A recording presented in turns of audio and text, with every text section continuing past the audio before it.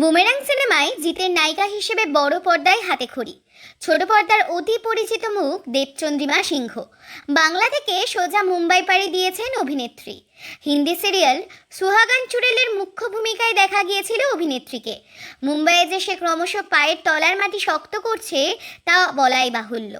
এবার এক খবর সামনে আসে। জানা যায়, সলমান খান সঞ্চালিত বিগ বসে প্রতিযোগী হিসেবে যোগ দেবার প্রস্তাব পেয়েছেন দেবচন্দ্রিমা। বর্তমানে সুহাগান চুড়েলের ধারাবাহিক শেষ।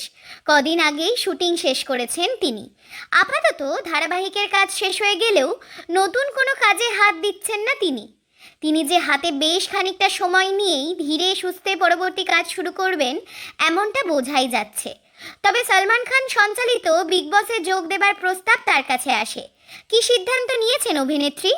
দেবচন্দ্রিমা জানান, সে প্রস্তাব তিনি ফিরিয়ে দিয়েছেন, কারণ মুম্বাইয়ে জমিয়ে কাজ করতে চান তিনি, আর তার জন্য প্রস্তুতির প্রয়োজন রয়েছে অনেক।